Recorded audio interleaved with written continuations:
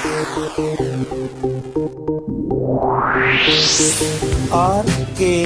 स्वागत है दोस्तों आपका एक बार फिर से हमारे YouTube चैनल RKB कैंफी वीडियोस में। आज हम आपके लिए जो वीडियो लेकर आए हैं उसमें हम आपको परमाणु संरचना चैप्टर के एनसीईआरटी बुक के आंकिक प्रश्नों को, जो अभ्यास के प्रश्न हैं उनको समझाएंगे, उनको लेकर हम आपके सामने आए हैं। तो आइए ज़्यादा देर न करते हुए शुरू करते हैं आज के आंकिक प्रश्नों की वीडियो, जिनमें पहला प्रश्न है 2.1 यानी पहले प्रश्न का पहला खंड है कि 1 ग्राम भार में इलेक्ट्रॉनों की संख्या का परिकलन कीजिए। पहले प्रश्न के पहले पार्ट में दिया हुआ है कि 1 ग्राम भार में इलेक्ट्रॉनों की संख्या आपको ज्ञात करनी है। तो इस क्वेश्चन को करने के लिए पहले आप देखिए कि एक इलेक्ट्रॉन का द्रव्यमान कितना होता है, वो आपको ज्ञात है। आपको एक टेबल दी गई थी, उसमें बताया भी गया था, वो होता है 9.1 गुणा 10 की घात -31 किलोग्राम। और चूंकि यहाँ पर आपको 1 ग्राम में इलेक्ट्रॉन की संख्या ज्ञात करनी है, तो पहले आप इस किलोग्राम को ग्राम में बदल लीजिए। तो ये हो जाएगा 9.1 गुणा 10 की घात -28 ग्राम के बराबर। अब यहाँ पर इसमें चूंकि 9.1 गुणा 10 की घात -28 ग्राम जो द्रव्यमान है वो 1 इलेक्ट्रॉन का है, इसलिए अगर हम देखें तो 1 ग्राम द्रव्यमान में कितने इलेक्ट्रॉन आएंगे। स्पेशली जब इस प्रकार के क्वेश्चन आप लोग करते हो कि एक पेन की कीमत है मान के चलिए 5 रुपए, तो 5 पेन की कीमत कितनी होगी, वो आपकी सीधी गुणा हो जाती है 5 पंजे 25। तो इसी प्रकार से यहाँ इनकी तो गुणा कर देते हैं और ये चला जाएगा डिवाइड में, भाग में। तो 1 गुणा 1 अपॉन 9.1 गुणा 10 की घात -28, और जैसे इसको डिवाइड करेंगे, इस कैलकुलेशन को करेंगे, तो ये हो जाएगा 1.098 गुणा 10 की घात 27 इलेक्ट्रॉन। यानी 1 ग्राम द्रव्यमान में 1 ग्राम भार में इलेक्ट्रॉनों की संख्या आपकी निकल कर आ जाएगी। इतने इलेक्ट्रॉन इसमें उपस्थित होंगे। इसी प्रकार से अब इसका सेकंड पार्ट देखते हैं। पहले प्रश्न के ही दूसरे खंड में दिया गया है कि 1 मोल इलेक्ट्रॉनों के द्रव्यमान और आवेश का परिकलन कीजिए। इस सेकंड पार्ट में आपको क्वेश्चन दिया हुआ है 1 मोल इलेक्ट्रॉन का द्रव्यमान और 1 मोल इलेक्ट्रॉन का आवेश आपको ज्ञात करना है। तो सबसे पहले जो ये 1 मोल आया इसी को समझ लेते हैं कि 1 मोल होता क्या है। 1 मोल जिसको हम n से भी प्रदर्शित करते हैं, अवागाद्रो संख्या के बराबर होता है। अब अवागाद्रो संख्या क्या होती है, जिस प्रकार से आप 1 दर्जन से 12 समझते हो, 1 कोड़ी कह दिया तो वो 20 के बराबर होगा, उसी प्रकार से अवागाद्रो संख्या यानी 1 मोल सदैव 6.022 गुणा 10 की घात 23 के बराबर होता है। अब इसमें 1 मोल इलेक्ट्रॉन का द्रव्यमान निकालने से पहले हम 1 इलेक्ट्रॉन का द्रव्यमान देखते हैं। 1 इलेक्ट्रॉन का द्रव्यमान होता है 9.1 गुणा 10 की घात -31 किलोग्राम। तो n यानी इतने इलेक्ट्रॉनों का कितना हो जाएगा, तो इन दोनों की गुणा कर दी जाएगी। ये हो रही 9.1 गुणा 10 की घात -31 गुणा 6.022 गुणा 10 की घात 23। जैसे ये वैल्यू यहाँ पर रखी, इनकी गुणा करेंगे तो आ जाएगा 5.48 गुणा 10 की घात -7 किलोग्राम के बराबर आ जाएगा। अब आप चाहें तो इसमें 1000 की गुणा करके आप इसको ग्राम में भी परिवर्तित कर सकते हैं, उससे कोई प्रभाव नहीं पड़ेगा। इसी प्रकार से अब आपको 1 इलेक्ट्रॉन का आवेश ज्ञात होना चाहिए। 1 इलेक्ट्रॉन का आवेश होता है 1.6 गुणा 10 की घात -19 कूलाम। तो अवागाद्रो संख्या यानी 6.022 गुणा 10 की घात 23 का आवेश कितना हो जाएगा, वो यहाँ पर वैल्यू रखेंगे। तो गुणा करने के बाद 1.6 गुणा 10 की घात -19 के साथ गुणा कर दी 6.022 गुणा 10 की घात 23 की, तो ये वैल्यू कैलकुलेट करने के उपरांत आ जाएगी 96,485 कूलाम, जिसको हम लगभग में 96,485 को 96,500 कूलाम लिख सकते हैं। और इसे अक्सर 1 फैराडे भी कहा जाता है, जिसे हम F से प्रदर्शित कर देते हैं। अगर हम इसका वैज्ञानिक संकेतन लिखें तो वैज्ञानिक रूप में इस 96,485 को 9.65 या 96,500 को गुणा 10 की घात 4 कूलाम के बराबर रखा जा सकता है। आप इन कैलकुलेशन को करके भी देख लेना, गुणा भाग करके देख लेना, इतना ही आएगा। एक बात मैं आपको कहना चाहूंगा, अभी मैंने आपको ये न्यूमेरिकल जो समझाई हैं मैंने यहाँ पर कर रखे हैं कंप्लीट, लेकिन आप इनको समझने के पश्चात अगर आपसे कोई न्यूमेरिकल नहीं होता है तो इनको समझने के पश्चात पहले आप अपनी बुक से क्वेश्चन को देखिए, उनको करिए, और अगर नहीं होते तब आप हमारी वीडियो की सहायता लीजिए। तो अब दूसरे क्वेश्चन को लेकर चलते हैं। क्वेश्चन नंबर 2 के फर्स्ट पार्ट में पूछा गया है कि मीथेन के 1 मोल में उपस्थित इलेक्ट्रॉनों की संख्या का परिकलन कीजिए। दूसरे क्वेश्चन में आपको मेथेन के बारे में पूछा गया है। मेथेन जिसका सूत्र होता है CH4। अब इसमें कार्बन जिसका परमाणु क्रमांक 6 होता है, इसका तात्पर्य क्या है कि कार्बन में इलेक्ट्रॉनों की संख्या 6 होती है, जबकि हाइड्रोजन का परमाणु क्रमांक होता है 1, यानी उसमें इलेक्ट्रॉनों की संख्या 1 होगी।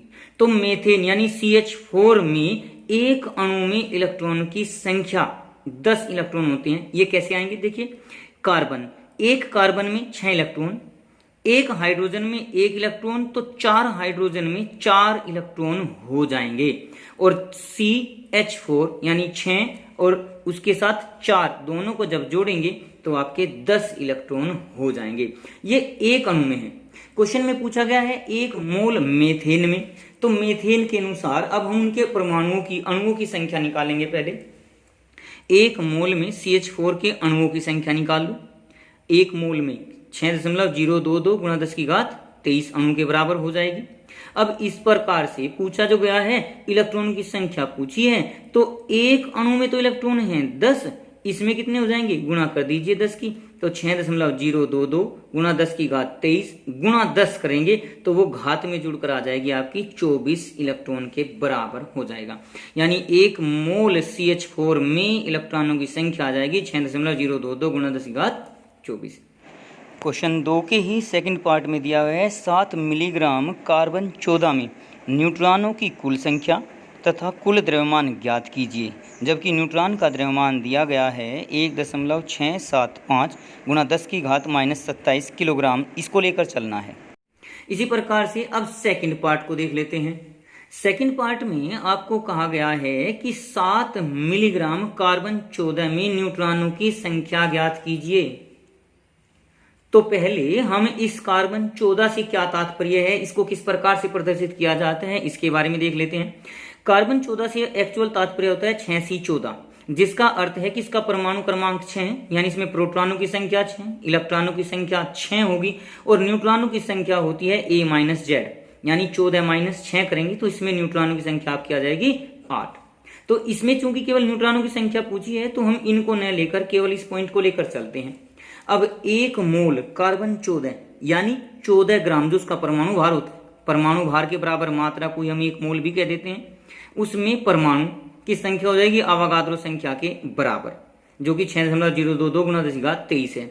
अब ये जो आपका यहाँ पर 14 ग्राम दिया हुआ है और यहाँ क्वेश्चन में दिया है 7 मिलीग्राम, तो पहले इस मिलीग्राम को ग्राम में बदल लेते हैं तो 0.007 ग्राम आ जाएगा। इस 7 मिलीग्राम को ग्राम में बदलने पर इसमें कार्बन परमाणु की संख्या निकाल लो भाई, इसकी मल्टीप्लाई हो जाएगी और अपोन में आ जाएगा ये 14, तो ये जाएगा 6.022 गुणा 10 की घात 23 गुणा 0.007 बटे 14। ये कैलकुलेट करने पर आपका आ गया 3.011 गुणा 10 की घात 20 कार्बन के परमाणु। अब आगे पूछा गया है न्यूट्रॉनों की संख्या, तो एक कार्बन परमाणु में न्यूट्रॉन कितने थे? 8। तो इस दी गई संख्या में कितने हो जाएंगे? इन दोनों की गुणा करने पर आंसर आ जाएगा 2.4088 गुणा 10 की घात 21। ये न्यूट्रॉनों की संख्या आ जाएगी। अब इसी क्वेश्चन में न्यूट्रॉनों का द्रव्यमान भी पूछा गया है। तो एक न्यूट्रॉन का द्रव्यमान आपको शुरुआत में चैप्टर जब पढ़ाया गया था तो उसमें टेबल दी गई थी, वहां भी न्यूट्रॉन का द्रव्यमान आपको लिखाया गया था और ये हो जाता है 1.675 गुणा 10 की घात -27 किलोग्राम। तो कुल न्यूट्रॉन का द्रव्यमान हो जाएगा इन दोनों की गुणा करने पर 1.675 गुणा 10 की घात -27 गुणा 2.4088 गुणा 10 की घात 21, जो गुणा करने पर आ जाएगा 4.034 गुणा 10 की घात -6 किलोग्राम के बराबर। तो इस प्रकार से हमने इस क्वेश्चन को भी कंप्लीट कर लिया। अब इस क्वेश्चन का सेकंड क्वेश्चन का ही जो आपका थर्ड पार्ट है उसको भी देख लेते हैं, वो क्या दिया गया है। सेकंड क्वेश्चन के थर्ड पार्ट में दिया गया है मानक ताप और दाब, जो STP है स्टैंडर्ड टेम्परेचर प्रेशर पर 34 मिलीग्राम अमोनिया में प्रोटॉनों की कुल संख्या और कुल द्रव्यमान बताइए, और ये भी बताना है कि ये संख्या और द्रव्यमान क्या दाब और ताप में परिवर्तन करने से ये परिवर्तित हो जाएंगे, यानी क्या उत्तर परिवर्तित हो जाएगा। इस थर्ड पार्ट में आपको अमोनिया जिसका सूत्र होता है NH3, तो इसके बारे में पूछा गया है। जैसे पिछले क्वेश्चन में आपसे न्यूट्रॉनों के बारे में पूछा गया था, यहाँ इस क्वेश्चन में प्रोटॉनों के बारे में। तो सबसे पहले हम इन नाइट्रोजन और इस हाइड्रोजन इन दोनों में ही प्रोटॉनों की संख्या देख लेते हैं। भाई नाइट्रोजन का परमाणु क्रमांक होता है 7, तो उसमें प्रोटॉनों की संख्या कितनी हुई 7। हाइड्रोजन का परमाणु क्रमांक 1 होता है तो उसमें प्रोटॉनों की संख्या हो गई 1। अब यहां पर हम इस अमोनिया में अगर देखें तो 7 तो यहां पर प्रोटॉन है, 3 यहां पर हैं, तो 10 प्रोटॉन कुल हैं। यानी अमोनिया के एक अणु में प्रोटॉन की संख्या बराबर हो गई 10। समझ में आ गया होगा आसानी से, कोई ज्यादा मुश्किल नहीं है। अब हम अमोनिया का अणुभार निकालते हैं जो कि 17 ग्राम आता है। वो कैसे? देखिए, नाइट्रोजन का परमाणु भार होता है 14, नाइट्रोजन का परमाणु भार हुआ 14। हाइड्रोजन का परमाणु भार होता है 1, लेकिन 3 हाइड्रोजन है तो 3 एकम 3। जैसे इसको जोड़ेंगे तो ये 14 3 17 आ जाएगा, तो ये 17 ग्राम अमोनिया का अणुभार। अब 1 मोल यानी 17 ग्राम में अमोनिया में अणुओं की संख्या फिर अवोगाद्रो संख्या के बराबर। अब क्वेश्चन में दिया हुआ है आपको 0.034 ग्राम, हमने यहाँ पर बदल दिया। क्वेश्चन में दिया हुआ है आपको 34 मिलीग्राम, तो उस मिलीग्राम को पहले ग्राम में हमने कन्वर्ट कर लिया। अब इसकी और इसकी मल्टीप्लाई करके ये 17 अपॉन में आ जाएगा, तो जिसको कैलकुलेट करने पर आ जाएगा 1.2044 गुणा 10 की घात 21 अणु। ये इतने अणु अमोनिया के आए हैं। अब एक अणु में अगर देखें हम, अमोनिया के एक अणु में प्रोटॉन की संख्या कितनी थी 10, तो वही बात अब हम यहाँ लिख सकते हैं। एक अणु में प्रोटॉन की संख्या 10, तो जो 1.2044 गुणा 10 घात 21 अणु आए हैं, इन कुल अणुओं में प्रोटॉन की संख्या गुणा कर दीजिए। तो जैसे यहाँ 10 की घात 21 था, 10 की गुणा होते ही 10 की घात क्या हो जाएगा 22, 1.2044 आपका सेम टू सेम आ जाएगा। अब ये तो था प्रोटॉनों की संख्या के बारे में। यहीं पर आपसे इन प्रोटॉनों का द्रव्यमान भी पूछा गया है। अब उन प्रोटॉनों का द्रव्यमान देखेंगे तो वो आ जाएगा, एक प्रोटॉन का द्रव्यमान कितना होता है पहले उसको याद कर लीजिए। टेबल के अनुसार आपको दिया गया है एक प्रोटॉन का द्रव्यमान 1.67 गुणा 10 की घात -27 किलोग्राम में। ये किलोग्राम में है, ग्राम में अगर आप बदलना चाहेंगे तो 1000 की गुणा होने पर ये 10 की घात 24 ग्राम आ जाएगा। अब यहां देख लीजिए, एक प्रोटॉन का द्रव्यमान 1.67 गुणा 10 घात -27 किलोग्राम, तो 1.2044 गुणा 10 घात 22 का कितना हो जाएगा गुणा कर देंगे, और गुणा करने के उपरांत आंसर आया है 2.0145 गुणा 10 की घात -5 किलोग्राम, या 10 की घात -2 ग्राम भी इसको हम कह सकते हैं। इसी क्वेश्चन में अब एक पार्ट और पूछा गया है कि दाब और ताप अगर परिवर्तित कर दिया जाए तो क्या ये उत्तर जो अभी हमने निकाले हैं ये परिवर्तित हो जाएंगे? तो ये उत्तर परिवर्तित नहीं होंगे। क्यों नहीं होंगे? क्योंकि अणुओं की संख्या और द्रव्यमान पर ताप व दाब का प्रभाव नहीं पड़ता। अगर हम किसी कमरे में 10 स्टूडेंट को बंद करते हैं तो वे 10 के 10 ही रहेंगे, भले ही वहां गर्मी कितनी हो जाए, सर्दी कितनी भी हो जाए, उनका जो भार है वो उतना ही रहेगा। लेकिन आयतन बदल जाता है ताप और दाब के प्रभाव से।